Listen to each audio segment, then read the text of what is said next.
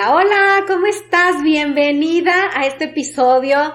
Como siempre, cosas bien interesantes para ti. Ando buscando a ver de qué hablaremos, que yo sé que sea muy productivo para ti, para tus hijos, para tu familia.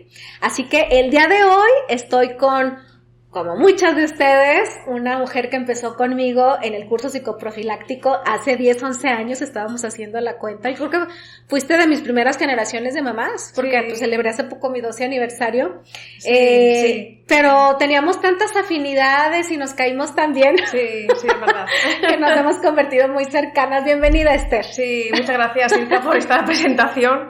Y muy agradecida contigo, ¿no? Por esta oportunidad, sobre todo, de poder difundir algo que para mí ha sido tan valioso y tan importante en mi vida y tan transformador.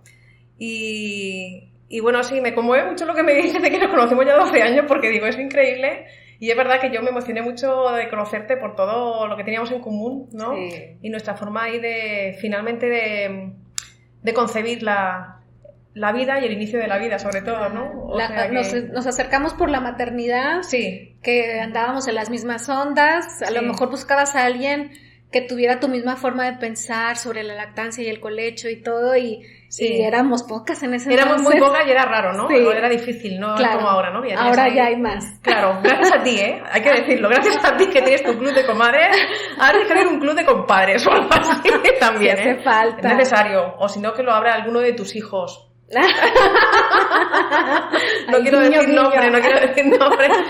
Claro, para que se acerquen también a la paternidad, a la paternidad, ¿no? Consciente. Fíjate que creo que con los hombres la dinámica es diferente porque nosotras nos abrimos más fácilmente. Yo te cuento más fácil mis problemas. Ahorita nos vimos 5 minutos y ya te conté. Sí, lo que te preocupa, ¿no? Lo que te angustia. Sí.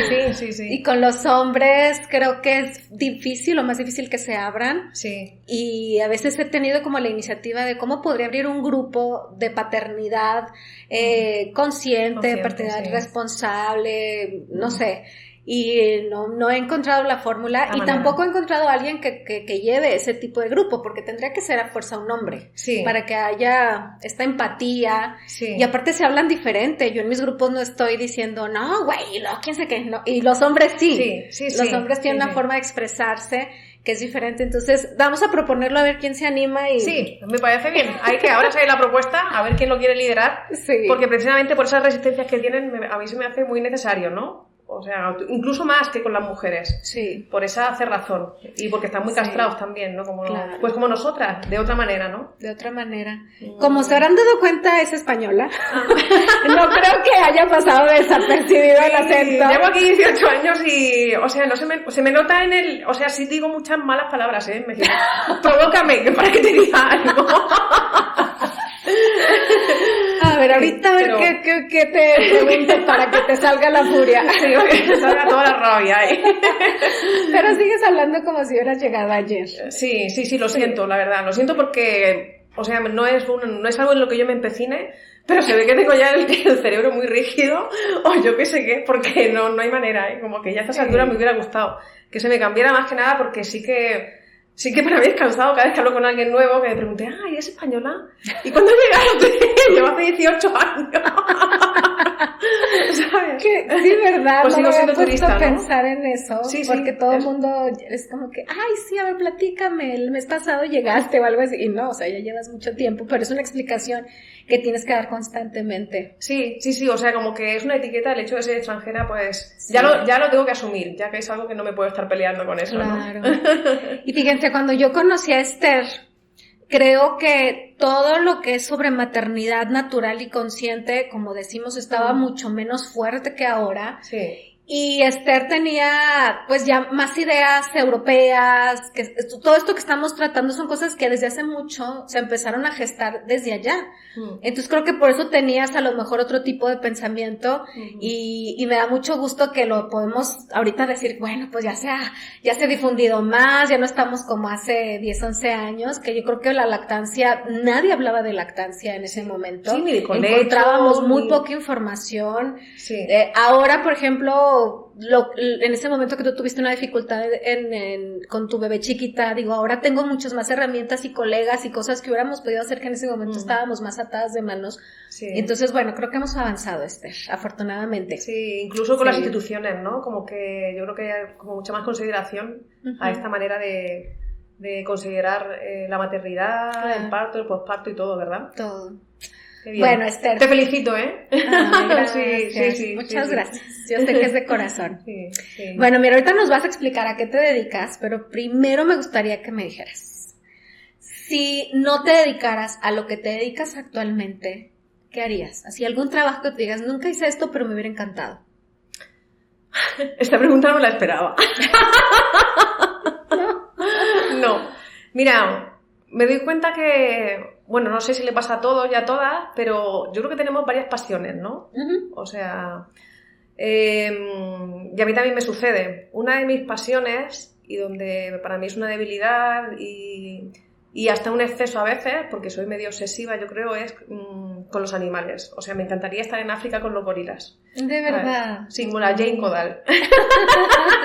Siempre ha sido una pasión para mí los animales, nunca me los he tomado en serio, hasta hace relativamente pocos años, porque era algo que en mi familia, no era algo, parecía que no era algo serio, no era importante, pero yo vi un gusano y ya estaba ahí observándolo, me lo quería llevar a mi casa, lo cuidaba, le daba lechuga, no sé, un caracol, lo mismo, pues no iba por pequeño que fuera. Y ya, si veo un perro, llevo croquetas de perro ahí en mi coche, ¿no? Veo uno abandonado y ahí freno, paro, le paso las croquetas, o sea, que sí es algo que me mueve mucho, lo que pongo atención y que lo disfruto mucho, ¿no? Se me pasa el tiempo volando. Siento que me aportan mucho porque biológicamente tanto los perros como los gatos son mamíferos como nosotros. Entonces se puede aprender mucho, ¿no? Yo siento que me devuelven a mis orígenes y a mi ser esencial, diría, a mis raíces, y que me conecta con la naturaleza, con la madre tierra y con todo. Qué bonito. Sí, por eso. Esperemos que sí se te haga al menos un safari. Ay, sí, algo así, ¿verdad? Me encantaría. Es un sueño para mí también. A lo mejor no soy tan animalera como tú, pero digo, qué interesante de ser un safari, tener ahí los animales así en vivo y a todo color. Sí. Estaría súper lindo. Nos vamos juntas. Vámonos. Sí, no. Dejamos todos. Deja que crezcan un poco más tus críos. Ya, haciendo planes. Sí. Bueno, Emma es tu niña que ahorita ya cumplió los 11. Sí, ¿ya? En enero. Los cumplió. En enero, sí. ¿Qué es entre muchas cosas, qué crees que es lo que más te ha enseñado a ti la maternidad?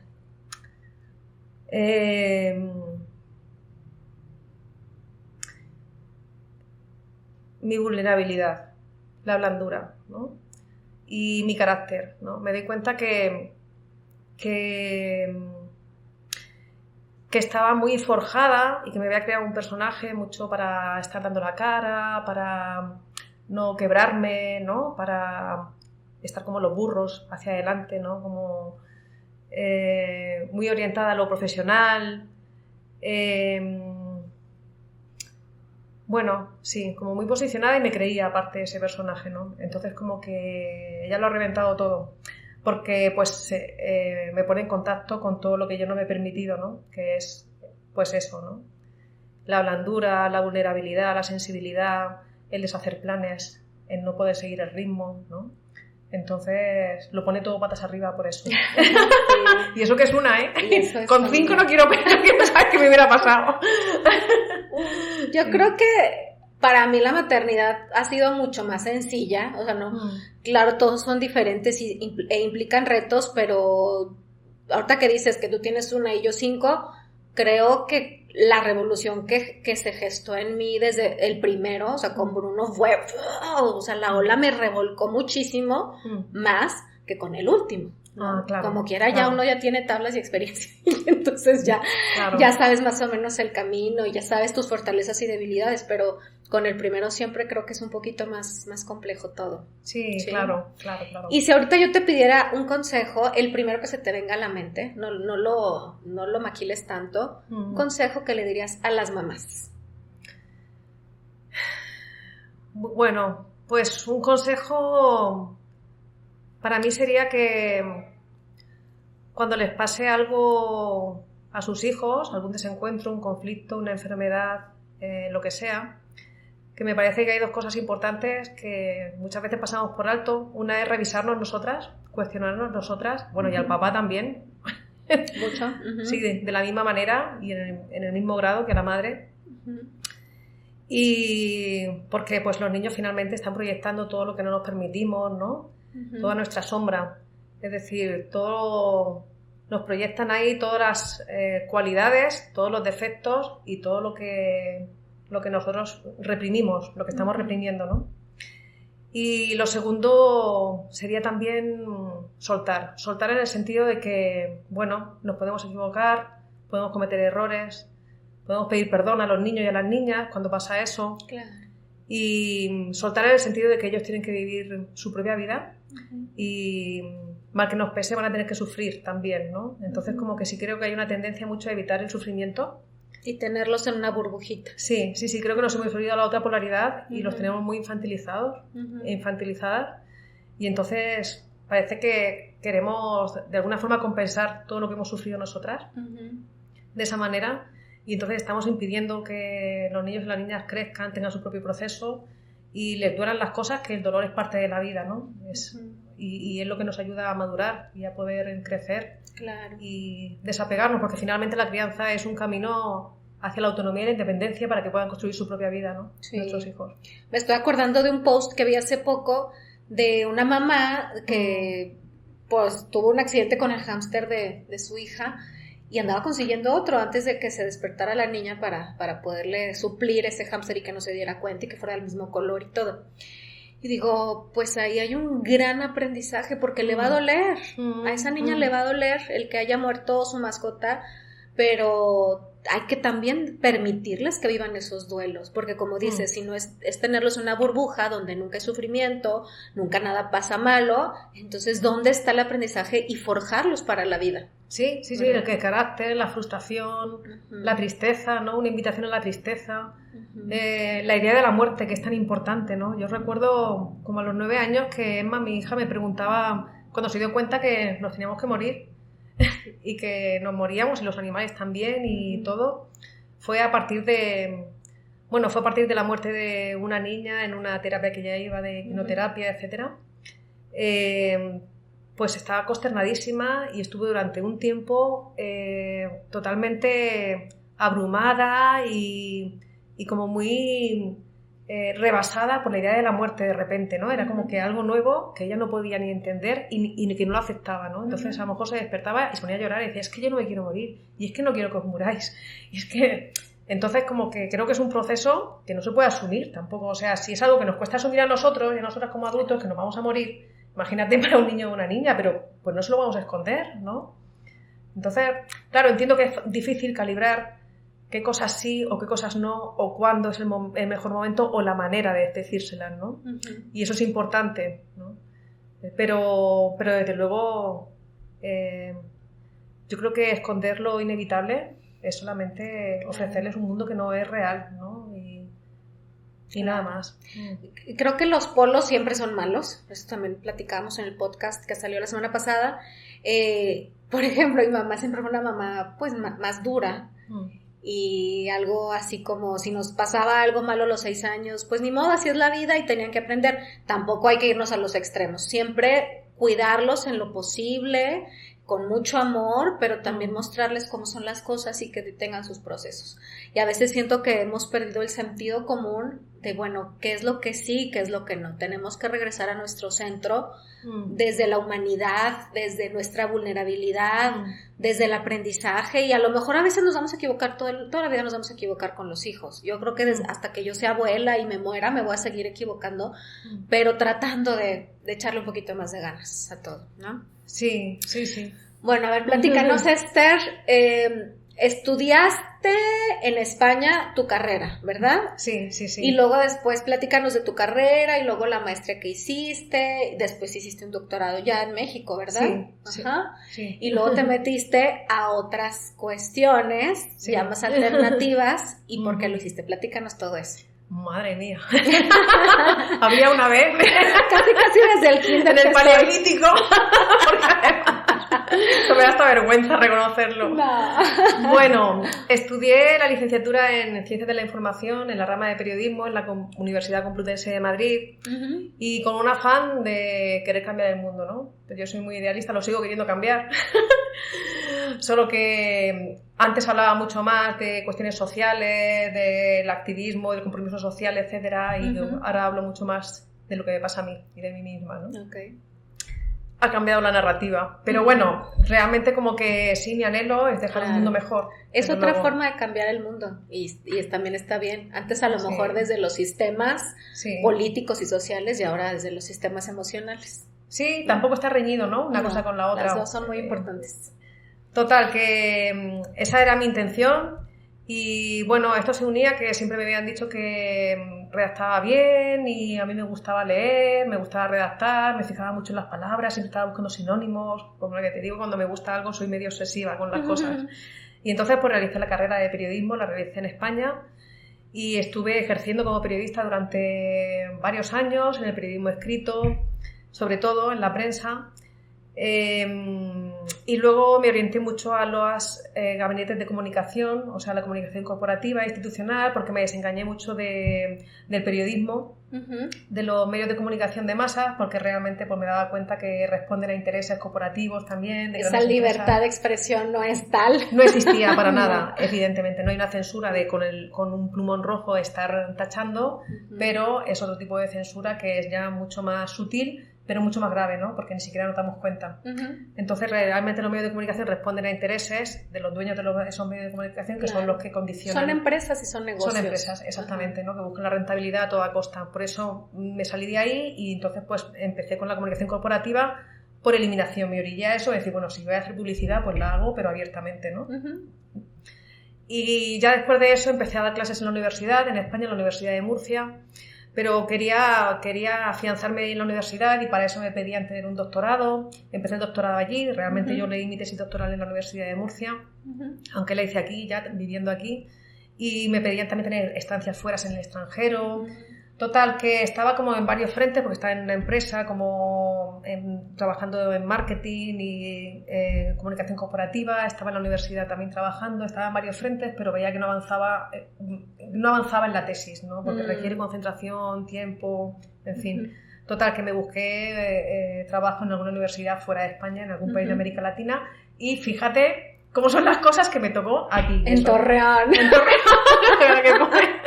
En el sitio más verde, con más vegetación. ¿Por qué te ríes? Con un clima más benévolo. Sí. Te llegaste a una ciudad desértica. Sí. Un poco fértil. Pero somos buena onda, ¿no? Sí, me costó mucho adaptarme a todo porque realmente compartimos el idioma, pero me di cuenta que también hay muchas diferencias en la forma de relacionarnos, culturalmente, incluso en el lenguaje, ¿no? O sea, en la forma de expresarnos, me refiero, ¿no?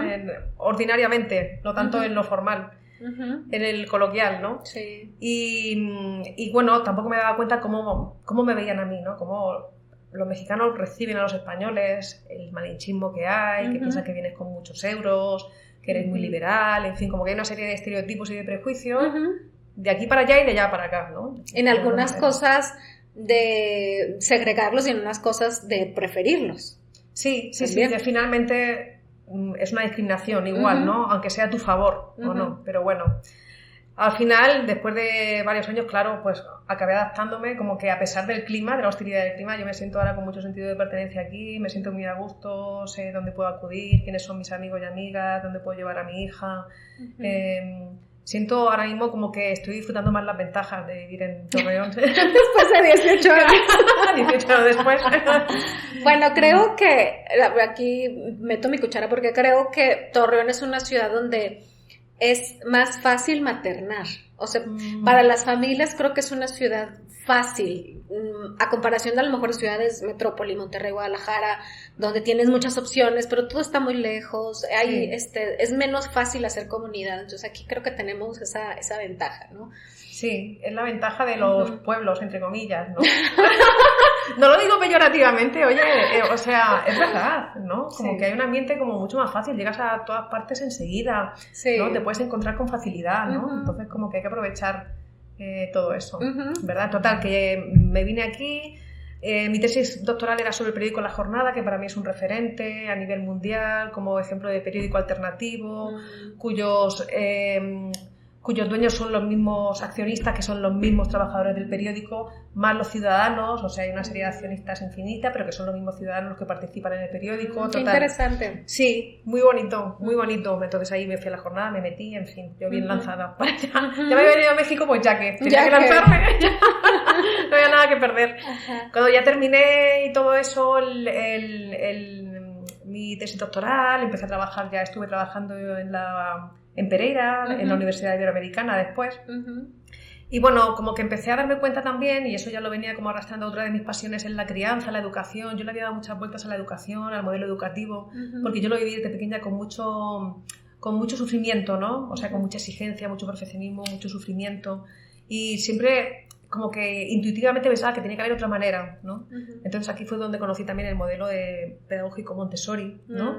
Que en España apenas se conocía. Ah, ¿de verdad? De verdad, en algo estamos de más verdad. avanzados. En muchas cosas, ¿eh? En muchas cosas, para Ay, que lo sepas. Por ejemplo, ¿no? Pues en eso, por ejemplo, está aquí como es mucho más reconocido la educación Montessori que allí, que ahora empieza a haber escuelas libres, ¿no? Que lo que hacen es un sincretismo de modelos pedagógicos como Waldorf, Montessori, etcétera.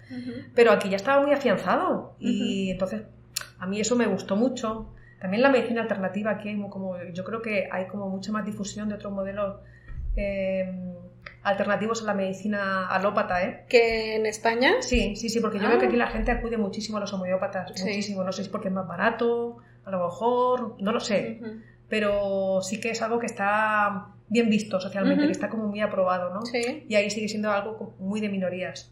Ok. Sí, no lo ¿ves? sabía. Eso es importante también, ¿ves? Para que vean. Para que veas. Para que te sientas orgullosa del Me sector pongo ahorita la camiseta del Santos. Sí. Y no es cualquier cosa, ¿eh? Porque tanto la educación como la sanidad es súper importante, ¿no? Sí, claro. Total, que empecé a ver todo eso, empecé a interesarme, empecé a leer libros, a hacer cursos también sobre educación mientras que trabajaba. Y también empecé a darme cuenta de que quería hacer algún tipo de proceso personal, de autoconocimiento, de crecimiento personal, porque me topaba siempre con el mismo tipo de conflictos, de desencuentros en mis relaciones, en los mismos bloqueos, como que finalmente me di cuenta que al venir para acá había puesto mucha distancia de por medio con mi familia y muchas cosas, pero que me seguían pasando las mismas cosas, ¿no? Como unos mismos patrones. Y digo, joder, me persiguen los patrones, ¿no? Entonces los que los llevo dentro. Claro.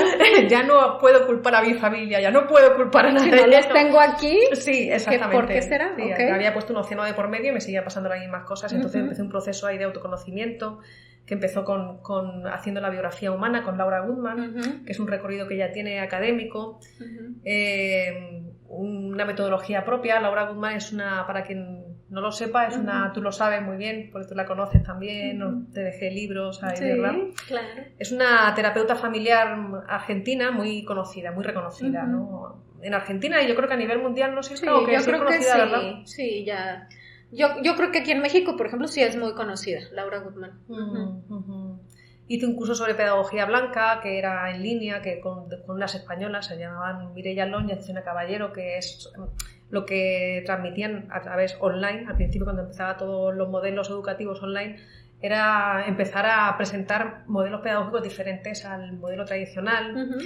Y después de eso empecé a estudiar bioneuromoción a través de un convenio que hizo. Yo trabajaba en la Universidad Iberoamericana en ese momento y en la Universidad Iberoamericana de Torreón hizo un convenio con el Enric Cover Institute y entonces yo me interesé porque vi que era una oportunidad, ¿no?, de seguir como aprendiendo y conociéndome sobre todo, ¿no? Claro, tu trabajo personal. Sí, hacer un trabajo personal, ¿no? Y que tenía así como esa accesibilidad por estar trabajando en la Ibero, ¿no? Entonces ahí me embarqué. No porque, sinceramente, en ese momento no fue porque lo eligiera decir quiero hacer esto como sea, sino porque vi que tenía todas las posibilidades al estar trabajando en la Ibero, al haber un convenio, y entonces me era más fácil, ¿no? Lo aprovechaste. Lo aproveché, exactamente, eso fue, lo aproveché. Y empezaste, era como un diplomado que creo que ahorita volvió a salir, este año vuelven a darlo, del de Enric Corbera, que a quien no lo conoce, a ver, platícanos quién es. Bueno, es mi jefe, es el que me paga, por cierto. Bueno, Enric Corbera es un catalán. Digo catalán porque los catalanes no se consideran españoles. Ah, claro. Él es psicólogo. Bueno, empezó a estudiar psicología a los 44 años. Realmente él era ingeniero industrial. Creo que industrial, no sé, era ingeniero. Mira. Sí, de origen. Y empezó a estudiar psicología a los 44 años y empezó ofreciendo como que medicina alternativa, creo que hacía algo de homeopatía, etcétera. No tenía un consultorio así. Y luego él empezó también a informarse, a hacer cursos. Y entonces también tenía la intuición muy desarrollada y empezó a hacer un modelo que no podemos llamar terapéutico, más de acompañamiento complementario, ¿no? Para trabajar los síntomas de las personas, ¿no? Estaba muy apegado entonces a la nueva medicina germánica del Dr. Hammer, que es un modelo de medicina que realmente tiene una mirada hacia la enfermedad completamente opuesta a la que tenemos, ¿no? No tanto como de algo que nos estorbe, ¿no? Sí. Sino al contrario, ¿no? La enfermedad como camino. Como camino. Me gusta mucho esa frase. Sí. Bueno, es un libro, es el título de un libro. Sí, efectivamente, ¿no?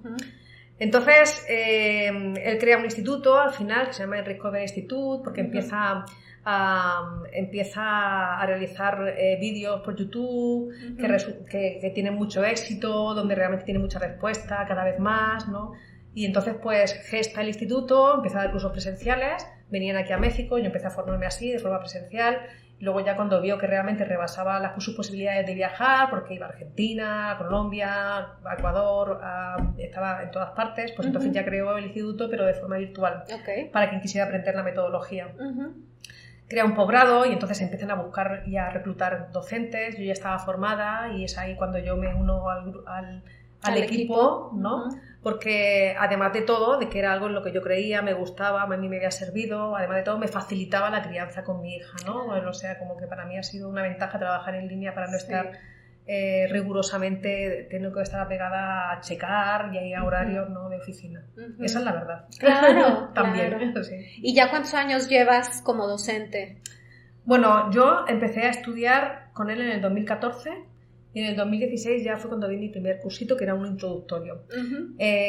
Se están lanzando nuevas ediciones del diplomado en bioneuroemoción constantemente, ¿no? Yo sé que ahora mismo en mayo va a empezar una, acaba de terminar una. Entonces hay como 3 ediciones más o menos anuales, ¿no? Donde tú te puedes ahí incorporar cuando quieras. Y luego hay cursos introductorios también para quien quiera hacerse una idea de lo que es, si le gusta o no, si es algo que le late, ¿no? Porque estas cosas son muy subjetivas, Silka. Yo creo que cada uno tiene que buscar su camino, que todos los caminos llevan a Roma, eso es verdad, ¿no? Y que cada uno tiene que ver qué es lo que dónde se abre, ¿no? Dónde se encuentra, ¿no? Y si le resuena, ¿no? Con lo que se encuentra. ¿Por dónde fluye mejor? Claro, no es que este sea mejor que ningún otro espacio, metodología o abordaje, ¿no? Creo que hay muchos que son muy buenos y muy válidos, ¿no? Y que este es uno de ellos, que no es tan conocido, ¿no? Como los otros. Ok, ahora sí explícanos qué es la bioneuroemoción. Bueno, pues como la misma palabra lo dice, bueno, la bioneuroemoción es una metodología, es un abordaje orientada al autoconocimiento, ¿no?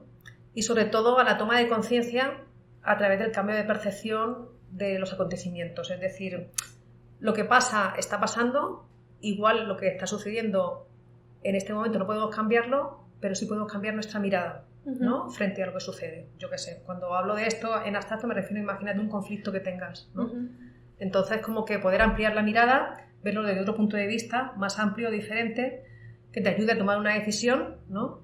Y que a lo mejor, si lo puedes ver desde otro punto de vista, te ayude a lo mejor o a disipar, por ejemplo, recelos y resentimientos, o al contrario, a darte cuenta que realmente, o sea, tienes motivos para tomar una decisión más ejecutiva, no lo sé. Pero sí ayuda a un cambio de percepción.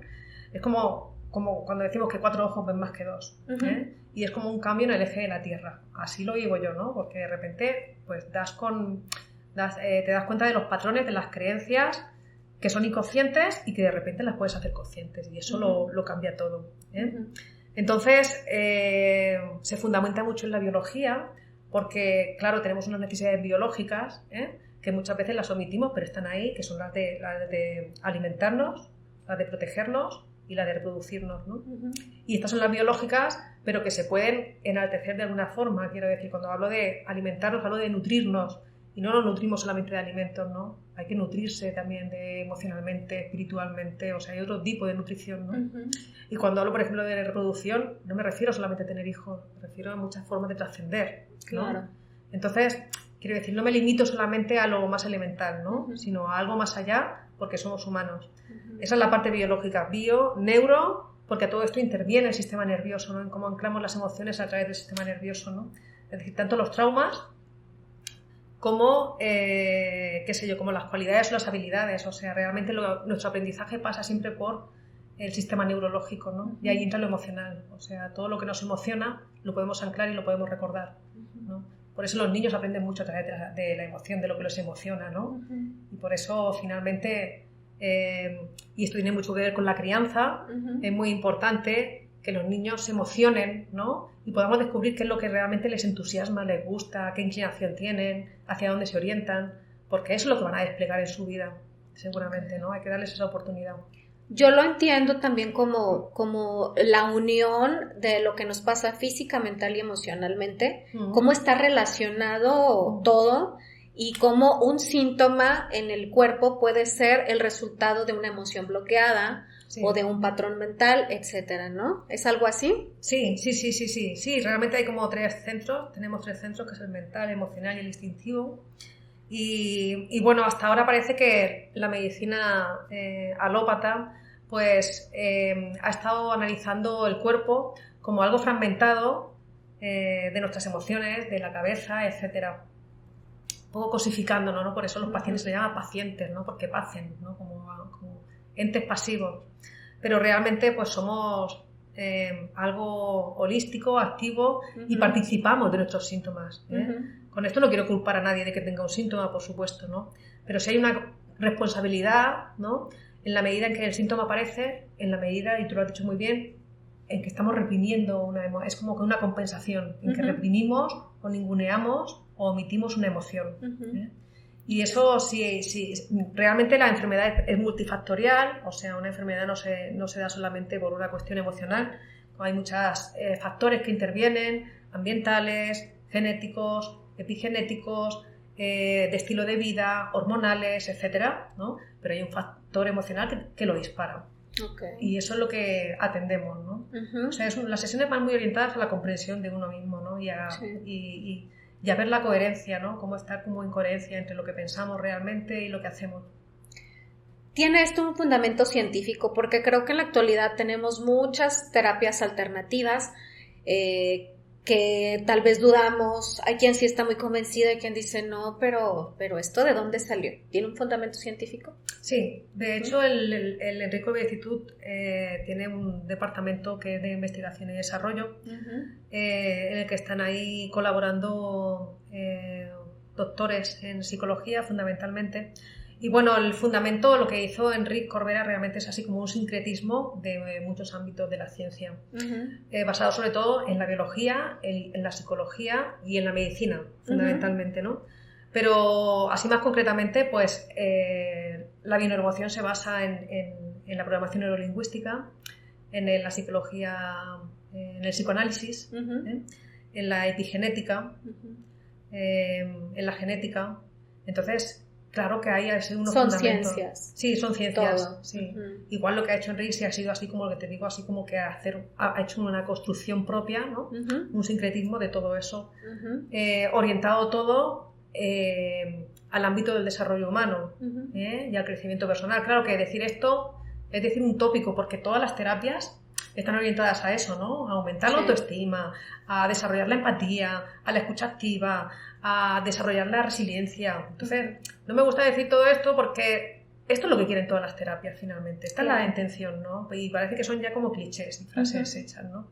Pero, claro, aquí es cómo llegar a todo eso, ¿no? Es lo que la diferencia de otro tipo de modelos que son terapéuticos. Enric Corbera dice que esto no es un modelo terapéutico, como que él lo define más como un acompañamiento complementario a cualquier tipo de terapia, y esto para él sí es muy importante que subrayarlo. ¿Por qué? Porque en una terapia hay un seguimiento, hay un diagnóstico para empezar. Eso te iba a preguntar, ¿cómo es una terapia de bioneuroemoción? Vale, no es una terapia, es una sesión de acompañamiento. Sesión. ¿Vale? Ajá. Entonces, en una sesión de acompañamiento pedimos ciertas condiciones, que es que haya intimidad, ¿no? Un espacio para poder trabajar, tiempo, con una sesión puede durar 1 hora y media, yo he estado 2 horas con una persona. Entonces, se inicia, la persona viene siempre con algún tipo de, obviamente con un tema que quiere abordar, ¿no? Que quiere trabajar. Puede ser un síntoma, pero no tiene por qué ser un síntoma. Puede ser también un conflicto, un bloqueo intrapersonal, un conflicto en su relación de pareja, interpersonal, o incluso laboral, ¿no? En relación con el dinero, con el trabajo, no sé. Ok, es súper amplio entonces. Sí, sí, sí. Realmente que también la bioneuroemoción ha ido evolucionando. Enric Corbera empezó trabajando los síntomas, muy apegado a la medicina germánica del Dr. Hammer, pero luego se ha ido distanciando de ese modelo y te explico un poco por qué. El Dr. Hammer lo que hace es asociar una serie de síntomas a determinados conflictos precisos, ¿no? Es decir, está como muy determinado cada síntoma y depende de dónde lo tengas, si es en el hemisferio derecho, en el izquierdo, a un determinado tipo de situación, de desencuentro, de conflicto, ¿no? Enric Corbera se dio cuenta que esto no es tan así. O sea, sí que hay un sentido biológico de la enfermedad. Hay una relación. Hay una relación, pero, por ejemplo, si tú tienes un conflicto, ¿no? Por el que sea, circa, a lo mejor a ti lo que te pasa es que se te cierran los pulmones y te cuesta respirar y te da un ataque de asma. A lo mejor a otra persona le da una gastritis. A lo mejor a otra persona le empiezan a doler los pies, ¿no? Entonces es como que cada uno lo expresa de una manera diferente. Es decir, frente al mismo conflicto puede haber síntomas diferentes en cada persona. Entonces no es como tal, te duele el dedo meñique de la mano derecha, es esto. Claro, es que no podemos ser tan determinantes. Quiero decir, podemos tener en cuenta el sentido biológico de qué es que te duelen las articulaciones, ¿no? Por decirte algo, el dolor de articulaciones siempre está asociado a una depalorización, por ejemplo, en general, ¿no? A cargar con responsabilidades que no son tuyas, que no son nuestras, como que hay una serie de características generales que te pueden dar pistas. Pero luego cada caso es un mundo, Entonces hay que... Entonces, para que no se... Porque a lo mejor les puede aparecer un post en Facebook donde diga, si te duele la nariz es por esto, y en realidad no es tan así. Es una idea, pero en realidad lo ideal sería que tengan un acompañamiento más personalizado. Sí, claro, porque si no, pues, o sea, sería muy fácil, ¿no? Quiero decir, sería muy, bueno, da igual que fuera muy fácil, estaría muy bien que fuera así. Bueno, sí. Ojalá que fuera así, ¿no? La verdad. Pero la realidad y la experiencia nos dice que no, ¿no? Entonces, por eso Enric Corbera se alejó un poco de ese modelo. Y bueno, y esto que estoy diciendo no es algo que se ha dado cuenta Enric Corbera, sino que esto ya lo dijo Jung, Carl Gustav Jung, ¿no? Entonces, claro, él decía eso, que un conflicto se puede expresar en diferentes síntomas, y a la inversa, conflictos diferentes se pueden expresar en el mismo síntoma. Es decir, que personas que tengan cefaleas, que tengan dolor de cabeza crónico, pueden tener conflictos completamente diferentes, aunque a todos les duele de la misma manera la cabeza. Las dos cosas pueden pasar, ¿vale? Pero el síntoma sí te va dando una idea de por dónde van las cosas y a través de todo el proceso de las sesiones puedes encontrar la causa y lo más importante, la solución. Bueno, la solución es que esto no es como una receta. Claro. La solución es la toma de conciencia. O sea, que te des cuenta qué creencias están operando en ti, que realmente las estás proyectando, pero de forma inconsciente. Eso lo hacemos mucho con nuestros hijos. Por ejemplo, te cuento un caso personal. A mí, por ejemplo, me costaba mucho ver a mi hija llorar. O sea, la veía llorar, o sea, la veía triste y ahí estaba, que me desvivía. ¿Qué te pasa? ¿Qué tienen? No estés triste, toma no sé qué. Intentaba entretenerla, mandarle la atención hacia otra situación, ¿no? Sacarla de la tristeza, sacarla, ¿no? Entonces me di cuenta que soy yo la que no soporto la tristeza. No es ella, ¿no? Es más, es que es sano que ella transite por ahí, ¿no? Y darle espacio para eso, no cortarle la emoción. Pero yo no me daba cuenta que soy yo, ¿no? ¿Qué me pasa a mí con la tristeza? Que no la puedo sostener, que no puedo transitar por ella. O sea, ¿qué es lo que me duele tanto que no puedo soportarlo y que entonces lo proyecto en ella, ¿me explico? Entonces, darme cuenta de eso me ha servido para, mira, llora, no es que la deje abandonada, quiero decir, obviamente, ni es que la torture para que llore más, ahora ya que llore, pero con ganas, ¿sabes? O sea, la acompaño, ¿no? Como típico, aquí es muy famoso, de que llora por cualquier cosa y, no, si quieres te doy una nalgada para que tengas por algo que llorar. ¿Sí? Es típica frase de mamá lagunera, mamá mexicana. Qué barbaridad. Pero bueno, sí entiendo, entonces era algo que estaba en ti, que lo estabas proyectando y entonces lo empezaste a trabajar en Claro, yo no me daba cuenta, en el momento en el que me di cuenta, ¿no? No es que no se me muevan cosas, se me siguen moviendo cosas ahí, me sigue pasando, pero por lo menos me doy cuenta. Y dejo que ella viva lo suyo y viva su parte, ¿no? O sea, que viva su dolor, su tristeza, su frustración, su impotencia, lo que tenga que vivir, pero que transite por eso, ¿no? Y yo me aguanto. O sea, no es que no me pase, le digo, me sigue pasando, pero ya sé también de dónde me viene. Ya sé cuál es mi dolor tan grande, ¿no? Que en general los niños que nos mueven son nuestras heridas de la infancia, ¿no? Pues los abandonos que hayamos sufrido, los rechazos, exactamente, ¿no? Entonces, eso es un ejemplo, ¿no? De algo que yo hice consciente. Ahora la diferencia es, ¿me sigue pasando? Vale, me puede pasar, pero ya me doy cuenta. Y cuando si me doy cuenta, no intervengo. No intervengo, porque lo único que hago entonces es evitar que ella pueda tener un espacio para la tristeza que es tan necesaria, una emoción tan necesaria, ¿no? Como que yo tenía el juicio de la tristeza es mala. La tristeza es una emoción mala. No, es que todas las emociones son necesarias, ¿no? O sea, la tristeza es una invitación para estar con una misma, ¿no? Para recogerte. Cuando estás triste, no tienes ganas de socializar, no estás hacia afuera. Entonces, es una invitación incluso a hacer un trabajo de introspección, a estar más contigo misma, ¿no? Claro. Y el caso concreto de los niños, tú hace rato antes de empezar a grabar me comentabas que con los niños no se puede trabajar directamente. Si nuestros hijos tienen algún síntoma, si tienen algún patrón constante o emociones que se les disparan constantemente, por decir un ejemplo, con ellos no se puede trabajar, pero se trabaja a través de la mamá. ¿Es correcto? Sí. Bueno, me refiero en el ámbito de la bioneuroemoción. O sea, no me queda la menor duda que es muy bueno también que los niños puedan ir a terapia, ¿no? Sí. Pero en este tipo de sesiones se trabaja con la mamá. Con la mamá o con el papá. También, si viven con ellos, quiero decir, si realmente viven con la abuela, quiero decir, que se trabaja con las figuras parentales, ¿no? Lo digo porque sí que es verdad que tal y como está el mundo ahora, pues hay niños que están criados por los abuelos, ¿no? O hay niños que no tienen padre, que eso es así por como... las guarderías. O en las guarderías, ¿no? O yo que sé, algo que es así como una tónica, y eso sí me parece que estadísticamente es así, es que en México hay una ausencia de padre. Muchísimo.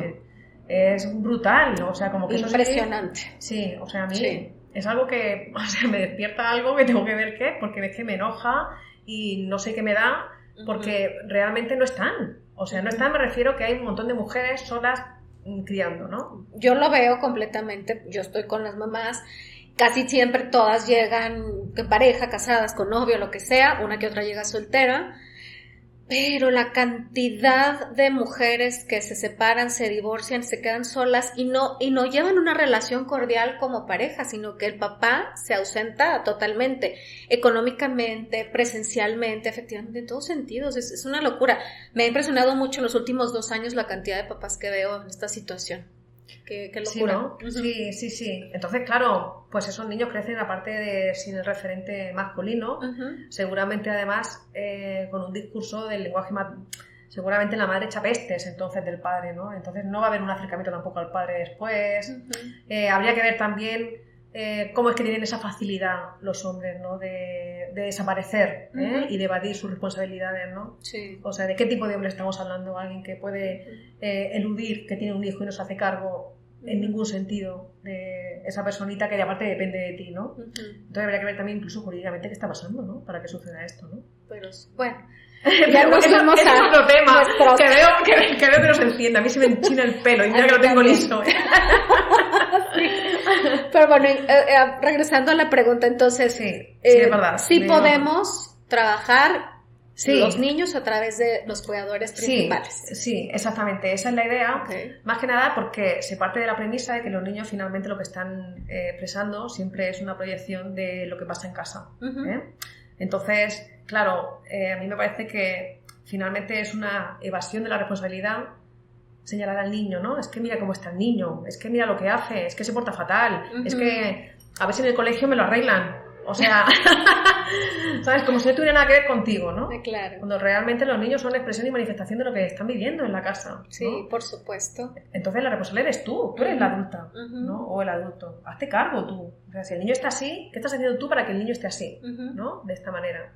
Y esto aplica tanto para su estado emocional como también para los síntomas, fíjate, ¿no? Y no lo digo con el afán de culpar, porque sí, luego la gente lo entiende así. No, es más bien como hacerse cargo de responsabilízate de tu salud y también de que sepas que hay una fusión emocional entre el niño y la mamá, fundamentalmente, desde que nacen hasta los 7 años, ¿no? Es un caminito, a los 7 años ya, ahí sería bueno que interviniera por el proceso de individuación, que interviniera el padre, para que el niño aprenda a salir al mundo, ¿no? Y a conocer el mundo. Pero hasta los 7 años hay una fusión emocional en la que hay un vínculo total que poco a poco se tiene que ir separando, ¿no? Entonces, los niños, finalmente, tanto en las enfermedades como en otro tipo de conflictos, están reflejando lo que le pasa a la madre, sobre todo cuando son bebés. Así que las sesiones son para los adultos y adultas. Se pueden hacer, según el Enrique Corbera Institute, a partir de los 16 años, con autorización de los padres. Y si son menores, preferible trabajar con los papás o bueno, con los cuidadores. Exclusivamente, preferible es que no se puede trabajar con niños, ¿no? Desde este modelo de acompañamiento. Claro. ¿Vale? Ahorita mencionaste una de las ciencias en las que está basada toda estas sesiones, que es la epigenética. Sí, a mí me encanta, últimamente la escucho nombrar y he investigado un poquito de ella. Platícanos qué es la epigenética. Bueno, la epigenética es... Epi significa más, como que ir más allá de la genética, y es una serie de igual que heredamos, qué sé yo, pues... El color de ojos. El color de ojos, ¿no? ¿O tú de quién lo has heredado? Mi papá, porque el color de ojos mamá lo tiene como tú, mi papá sí los tiene oscuros. Sí. Entonces, son de mi papá. Sí, te pareces a tu padre, la verdad. Sí, mamá no. Nomás se parece más a ti que a mí. Pero en bonita, lo tengo que decir. Pero que no me oiga, ¿eh? Que no me oiga mi papá. No, nunca escucho mis podcasts. Es lo bueno, que no se va a ofender. Claro, igual que heredamos rasgos físicos, también heredamos habilidades, ¿no? Y también heredamos los traumas. Claro. Entonces, por ejemplo, ¿qué habilidad podrías decirme tú que has podido heredar de alguno de tus ancestros? No hace falta que sea de tu padre, ¿eh? O sí, como tú quieras. O de mi padre o de mi madre. Es que como no conocí a mis abuelos de ningún lado. Ah, sí, mira. Por eso mis referentes son mis papás, pero que podría decir... tíos o tías. O sea, amplía un poco la mirada. Por ejemplo, mis papás son buenos para hacer ejercicio toda su vida. Sí. No sé si fue algo que yo aprendí por la rutina diaria, que ellos todas las mañanas se iban al gimnasio a correr, lo que sea. Sí. O pues algo que físicamente ya tenemos y a mí, por ejemplo, me hace sentir muy bien irme todas las mañanas a hacer ejercicio. Entonces, no sé si es algo que podamos ejemplificar. Sí, y a lo mejor no podemos hacer así como un discernimiento de que si es algo que tú lo has vivido y que por eso también pues lo has desarrollado, o si es algo innato, ¿no? Pero da igual, no importa, quiero decir, son las dos cosas, porque realmente también habrá niños que a lo mejor sus padres son súper deportistas y que el niño sea sedentario, también puede pasar, ¿sabes? Claro.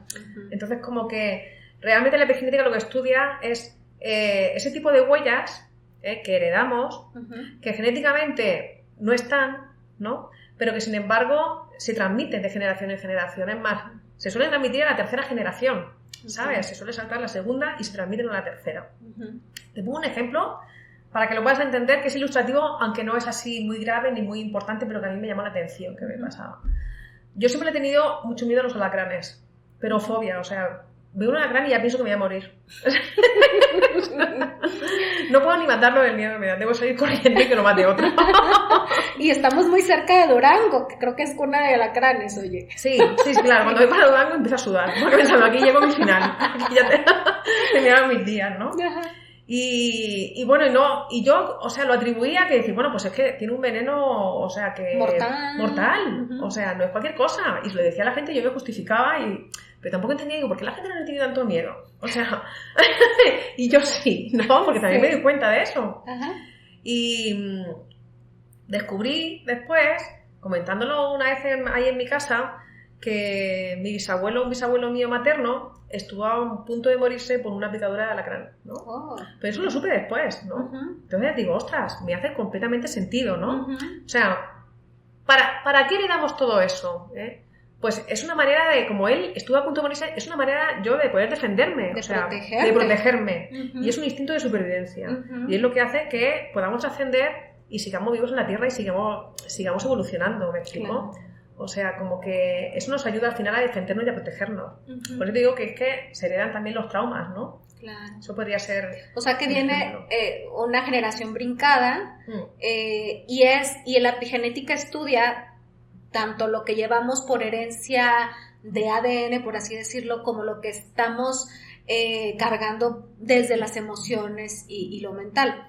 Sí. Y mucho tiene que ver también en el embarazo, ¿no? Por eso me ha llamado tanto la atención, porque creo que durante mucho tiempo decía, no, pues sí, aliméntate bien y cuídate, no fumes en tu embarazo para que el bebé salga bien. Sí, pero ahora se da mucho más relevancia a trabajar el aspecto emocional desde el embarazo, o si se puede desde antes, preferible. Sí, claro. Para llegar con menos conflictos y que estemos más trabajaditas. Sí. Y que todo fluya mejor, ¿es cierto? Sí.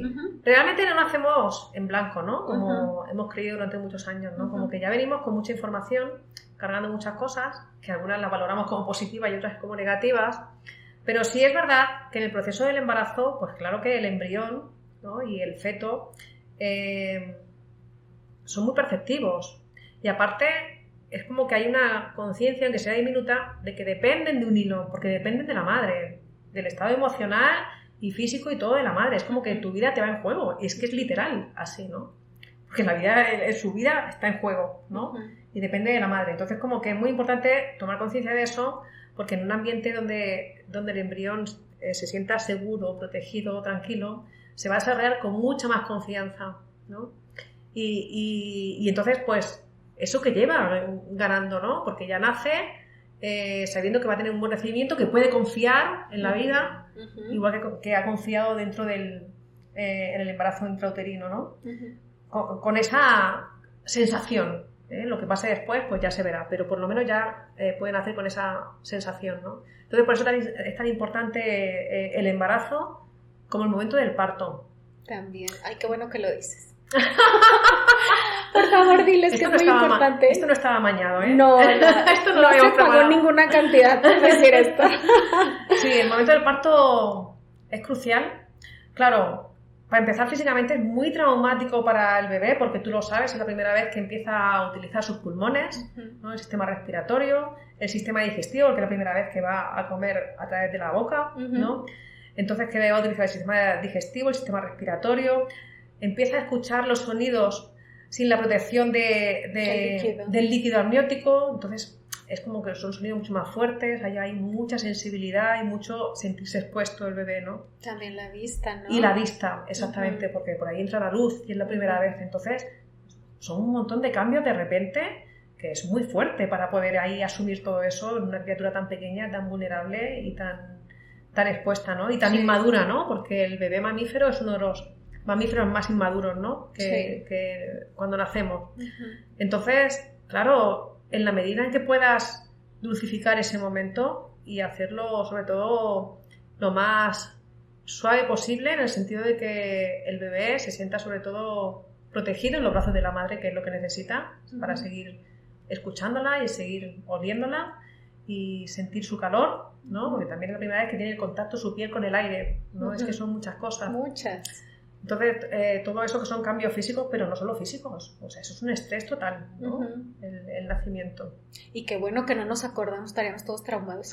La mayoría que no nacimos en las mejores condiciones, por eso se dice que también se olvida, porque es un evento tan fuerte que es mejor tenerlo bloqueado, pero que de todos modos genera cierta impronta Claro. en toda nuestra vida. Aunque Claro. no nos acordemos, puede ser que haya cosas que nos dispare, por ejemplo, el que lo sacaron con forceps y que después le duela la cabeza, o que no pueda ponerse un cuello de tortuga porque sienta que se asfixia, no sé, cosas así, ¿verdad? Sí, o sea, eso de que qué bueno que lo olvidamos, entiendo que es un mecanismo de defensa para sobrevivir, pero nos queda la sensación siempre, ¿no? El cuerpo nunca miente, el cuerpo tiene registro y tiene memoria de todo, desde que nacemos, ¿no? Desde antes de nacer. Entonces, luego te encuentras con gente, con personas que tienen determinadas, yo qué sé, excesos, te iba a decir, o de determinadas neurosis que tienen que ver también con su nacimiento, ¿no? Con cómo lo recibieron o con lo que pasó en el proceso, ¿no? Y aquí también te quiero contar un ejemplo personal que a mí me pasa, y es que otro de mis miedos, aparte de los alacranes, es a morir asfixiada. O sea, cuando me muera, que me muera lo que sea, pero asfixiada no, por favor. Y yo en llamas. ¿Y tú en llamas? No sé. Tengo sueños en los que me explota el boiler o hay un incendio a un lado y me empiezo a quemar y bueno, ahí me despierto. Pero me da mucho miedo de estar como muy cerca del fuego, que me encarguen a mí el fuego, no es lo mío. Ya, pero no tienes ninguna experiencia consciente que hayas tenido con el fuego. No. Claro, eso vete tú a saber. No creo que al nacer estuvieras en llamas. Pero habría que ver. Bueno, sí, claro. Eso, porque eso puede ser incluso, yo qué sé, generacional. Claro, generacional por la epigenética, lo que estábamos hablando, ¿no? Por ese tipo de herencias, de algo traumático que pasó. Puede ser, habría que explorar, ¿no? Sí. A mí me da mucho miedo morirme asfixiada, o sea, quedarme sin aire. Entonces, soy bastante claustrofóbica. O sea, si voy por un túnel, si tengo que estar en un sitio sin ventanas, etcétera, me cuesta trabajo. Y me cuesta trabajo respirar, ¿no? Y me da mucho miedo cuando monto en avión. Fíjate, una neura mía es cuando monto en avión y vuelvo a España y cruzamos el Océano Atlántico, que el avión se caiga y entonces entre todo el agua al avión y ahí me muero asfixiada. Toda la historia. Toda la historia, o sea, ya lo pienso todo, ¿no? El asunto es que yo pregunté a mi madre, que como había nacido, me dijo que somos 4 hermanos, que yo fui la que más le costó que naciera, que no salía la cabeza, que no había manera, soy muy cabezona, ¿no? Y que se chutó muchas horas, ¿no? Para que yo... Y yo tengo la sensación que tiene que ver con eso, ¿no? Que a lo mejor ya me estaba asfixiando o algo, ¿no? Porque se me hace excesivo, o sea, sí que entro en pánico, sí que me da, cuando voy a montar en el avión tengo que... mentalizarte. Exactamente, sí, sí. Y no estoy cómoda. Pero no estoy cómoda, no. O sea, que el avión estalle, que explote, que venga un atentado terrorista, lo que sea, bueno. Pero que me muera asfixiada, no lo voy a consentir, ¿no? O sea, estoy buscando el chaleco salvavidas. Como, ¿por dónde podría salir? ¿Dónde están las puertas de emergencia, ¿no? Del avión. O sea, ya de antemano. O sea, fíjate, las neuras, ¿no? Dejas de disfrutar el viaje por estar con esa neurosis. Sí. ¿Qué ejemplos tan concretos? ¿Para quién sería este tipo de método? Sí, ahorita ya estás dando también las sesiones, ¿verdad? Por lo que me decías. Cuéntanos, invítalos a que tomen este tipo, que no es terapia. Sí, decirte este tipo es un acompañamiento. Es un acompañamiento. Bueno, yo aquí incorporo, porque también estoy terminando la formación Gestal, se llama Gestal Viva, de Claudio Naranjo, que me está encantando. Realmente la Gestal también es uno de los orígenes de la bioneuroemoción, en lo que se basa la bioneuroemoción. Aquí, fíjate, como que hemos hablado sobre todo fundamentalmente de los síntomas, pero también se trabajan conflictos interpersonales, intrapersonales, bloqueos. La gente sobre todo llega con dificultades en la pareja, en las relaciones, en el trabajo, en lo laboral, con el dinero y también con síntomas, ¿no? Y con bloqueos, ¿vale? Entonces, la ventaja para mí de esta metodología es que con una sesión puedes encontrar muchas cosas. No es que lo resuelvas, es que te das cuenta, ¿no? Y dices, ya, ahora me comprendo, ahora ya sé para qué me pasa esto, ¿no? O tienes como más elementos de juicio y puedes tomar decisiones como más conscientes después, ¿no? Una sesión dura como 1 hora y media y ahí lo que es como, mi trabajo es un trabajo como de detective, ¿no? A través de diferentes escenas, ¿no? Que yo voy pidiéndole a mi consultante o cliente, así se llaman, a los pacientes, pues entonces a través de esas escenas hay un hilo conductor, un hilo en común que se repite, un patrón que se repite. Ya, entonces esa persona empieza a conectarse, empieza a asociarse, ¿no? Con la emoción que hay detrás de eso, y entonces es ahí donde empieza a poder darse cuenta de dónde le viene, que en general suele venir de la infancia, de situaciones con papá y mamá. Casi siempre al final volvemos y llegamos a eso, pero ahí pues al final es muy revelador porque puede darse cuenta de creencias inconscientes que las hace conscientes, de la sombra, o sea, de de lo que no se permite, ¿no? Porque hay un juicio sobre eso, por ejemplo, qué sé yo, pues si tenemos en el juicio la creencia de que a quien madruga Dios le ayuda, a lo mejor un día te chutas en la cama y te tiras en la cama hasta las 10 de la mañana, pero con culpa, y no lo disfrutas. Eso soy yo. Por eso lo he dicho. Te lo he visto. Qué buena detective eres. Digo, Silka se tiene que levantar tempranísimo. Sí, yo me levanto inclusive fines de semana muy temprano. No sé por qué no me permito levantarme tarde y cuando lo he hecho sí me genera culpa. Pero no tiene nada que ver con tus hijos. Quiero decir, tus hijos se despiertan temprano, supongo. Sí, pero pueden estar dormidos y yo me levanto temprano. Claro, entonces es así como un tiempo que no lo disfrutas, que no te puedes relajar, que estás ahí, pero que luego ahí te castigas un poco, ¿no? Sí. Qué floja, ¿para qué? ¿Cuánto tiempo perdido? Que podía haber aprovechado. Claro, pude haber sido más productiva. En fin, como que sí, todo tengo eso. Un tema con eso. Claro, no, sí, temazos así tenemos todos, ¿no? Así como que consignas que nos han puesto como una vaga que te ponen ahí el sello, pues así, ¿no? Que vienen de la infancia o que vienen de otras generaciones, ¿eh? Entonces ahí te das cuenta, ¿no? De creencias que tú actúas de una forma compulsiva, pero ya cuando te das cuenta y dices, ostras, pues por lo menos ya sé de dónde me viene, ya sé lo que me pasa, ¿no? Okay. Otra cosa es que se te pase o no, pero ya la próxima vez, ¿no? A lo mejor puedes decir, pues mira, voy a quedarme en la cama o no me quedo, o ya, pero ya por lo menos sabes qué es lo que te pasa, que tienes un juicio con la idea de quedarte más tiempo, que es, si me quedo hasta las 10, ¿soy qué? ¿Soy floja? ¿Soy qué? Sí, qué floja. Qué floja, ¿no? Qué pude haber hecho muchas cosas. Sí. Así es como es mi mentalidad. Sí. Ay, pude haber hecho tantas cosas, meter ropa a lavar, empezar el desayuno, así. Claro, pero ahí incluso hay otras creencias, ¿no? Que es como que el afán de que tienes que ser productiva. Sí. Y que como para, no sé si para, eso ya es llegar muy lejos, pero como para merecer existir o para poder validarte, tienes que estar haciendo algo que sirva, ¿no? Sí, es eso.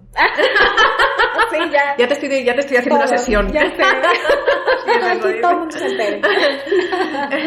Claro, aquí lo importante también es que no te castigues ahora por eso de decir, ay, encima me estoy juzgando por eso, cuando debería, ¿no? O sea, como que al final hay que relajarse con los deberías porque no nos dejamos tranquilos al final, ni tranquilas, y tenemos un diálogo interno muy perverso, ¿no? Claro.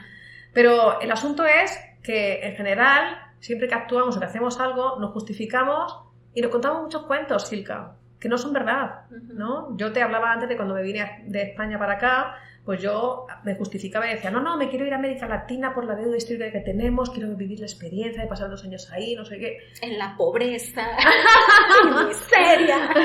Bueno, en Europa también hay pobreza, y miseria, que eso, digo, claro. Igual no en el mismo grado, en la misma cantidad, pero también.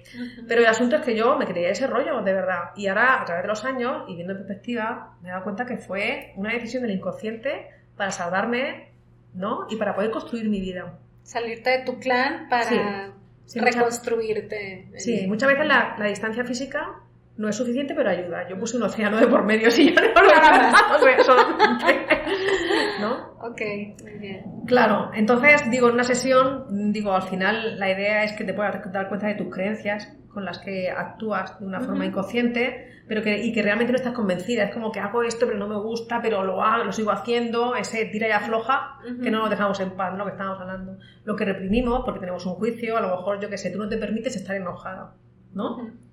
Entonces, porque para ti estar con rabia o estar encabronada es algo malo, ¿no? Tienes que estar siempre bien. Entonces, no te lo permites, ¿y qué haces? A lo mejor lo que haces es ponerte triste o minimizas los conflictos, ¿no? Y dices, no, pues en realidad no es para tanto.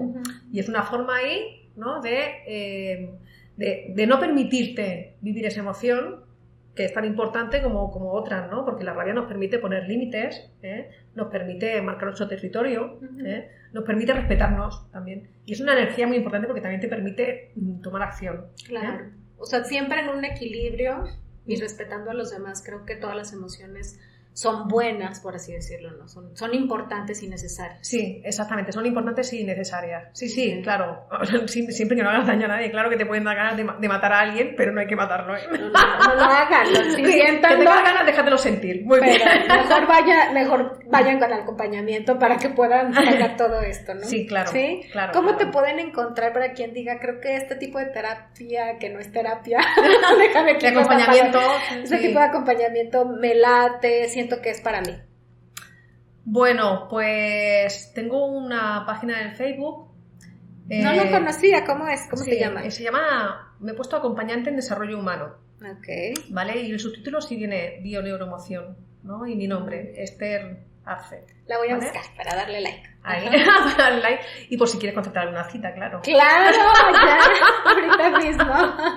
Por favor. Sí. Entonces, a través de la página, y ahí viene también mi número de teléfono, de WhatsApp, que también por WhatsApp me pueden contactar. Mi número es el 87 18 45 29 39. Ok. Y bueno, si no, pues a través de ti también. También, claro que sí. Sí, sí, sí. Pues cuánta información, Sí, ¿verdad? sí, sí. Y creo que ha de haber muchas personas que estén buscando un camino diferente, que a lo mejor ya han intentado para el síntoma físico lo convencional o para lo emocional también, y que digan, creo que no salgo de esto. Puede ser una buena oportunidad que le den a este tipo de acompañamiento. Creo que el conocerse a uno mismo tiene grandes ventajas. No solamente por nosotros, es por todos, o sea, por la familia. Siempre queremos que nuestros hijos se den bien, tenemos que empezar por nosotros. Sí, claro, tenemos todos al final puntos ciegos que no podemos ver de nosotros mismos. Imagínate, si no lo vemos de nosotros mismos, ¿cómo lo vamos a ver en el otro? Sí. En la pareja o en nuestros hijos. Es imposible, ¿no? Sí. Si no te los ven ni a ti, ¿no? Claro. Y ahí es donde empiezan a ver las incoherencias, ¿no? Entonces, como que si es un trabajo ahí muy bonito, y a mí me parece que es muy concreto y que en una sesión se pueden ahí revisar muchas cosas, ¿no? Otra cosa luego es actuar, que es lo importante, ¿no? Como que uno ya tiene que asumir la responsabilidad de su vida y hacer algo. Ya sabes por dónde va, ya no te quedes igual. Claro, exactamente. Que es lo difícil, ¿no? Claro, tomar acción. Sí. Pues muchísimas gracias, Esther, y espero que muchas empiecen a tomarte la palabra de este hermoso acompañamiento. Y bueno, pues gracias a ti, si estuviste al pendiente, ya sea por cualquier plataforma, te agradezco mucho, y ya sabes, etiqueta, comparte este contenido que creo que es muy valioso y nos puede hacer clic a muchas y muchos. Te mando un abrazo muy fuerte y nos vemos en la siguiente. Bye bye. Gracias, chao.